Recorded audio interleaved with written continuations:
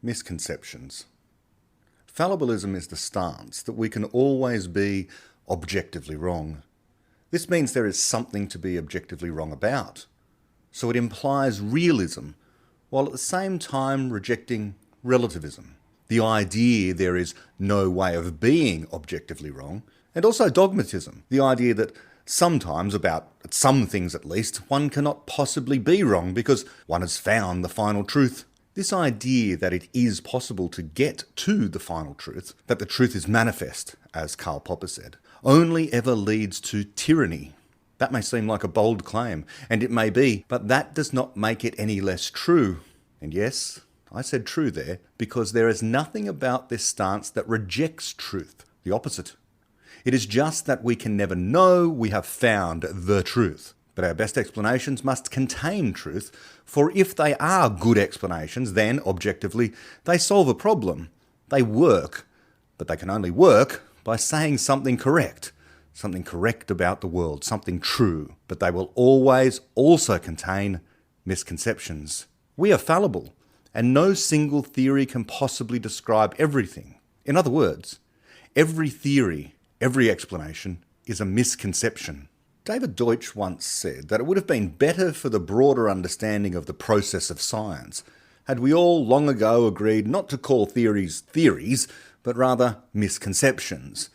So we would have the scientific misconception of gravity and the scientific misconception of evolution by natural selection, or of climate change, particle physics, or tectonic plates. And what happens is that we over time replace one deep explanatory misconception with another, by correcting some errors, by finding just a little more truth. Truth we cannot quantify, and truth we cannot speak exactly, but truth nonetheless. And those errors are corrected. In truth, those are genuine problems solved with the new explanation, the new, better misconception. Popper wrote, quote, "There is only one way to science, or to philosophy for that matter. To meet a problem, to see its beauty and fall in love with it, to get married to it and to live with it happily till death do ye part, unless you should meet another and even more fascinating problem, or unless, indeed, you should obtain a solution. But even if you do obtain a solution, you may then discover to your delight the existence of a whole family of enchanting, though perhaps difficult, problem children, for whose welfare you may work with a purpose to the end of your days." End quote. He may have understated things there, for if you do find a solution, you will indeed discover more problems. They will be revealed to you. For, in standing on the shoulders of giants, you can see further. More problems, more errors, more misconceptions. But those are more interesting. Those are better problems to have. A vaccine is a solution, but it's never perfect. But it is far better than vast numbers of people simply being infected with whatever the disease is. So too for any medical intervention. This is why we have the term side effects.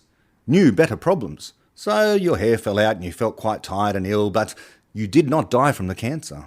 Einstein's theory of general relativity solved problems Newtonian gravity could not, like anomalies with Mercury's orbit. But in doing so, it opened up a vision of reality that was more grand and filled with new problems not conceivable before. Space and time as a fabric that could warp and bend, forming effects like gravitational lensing. It opened up the problem of how to build a global positioning system of super high precision, now coded into all mobile phones with Google Maps for location finding. It revealed the possibility of gravitational waves and therefore the problem of how to detect them. But should we expect general relativity to contain no misconceptions?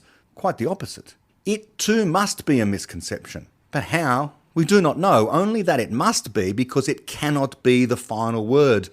Nothing can. As well as general relativity works, it cannot be the final story because it conflicts with quantum theory. Both purport to be universal claims about physical reality, but they cannot be the final complete word. There must be some successor to both, despite they're both making astonishingly precise predictions, despite their solving of problems. They can't be the final word. There must be successors to them both, or a single successor. And to that, another. For we will never have a theory that explains everything, from the motion of fundamental particles and the behaviour of space and time through to how life evolves and why historical events happen and how human beings make the choices they do and why J.R.R. Tolkien didn't write more books. So because no single theory can explain everything, there is always something it will be missing, always some misconception it has about how to explain the world. And we are fallible anyway, we who create the explanations. We cannot guarantee anything we find is error-free. Anything we create is error-free. All is a woven web of guesses. All is a great tapestry of misconception coming to represent reality a little better over time, but never capturing it all, just correcting errors here and there. And there are infinite errors. They are everywhere and always will be. But we make progress nonetheless by correcting them and moving from misconception to ever better misconception.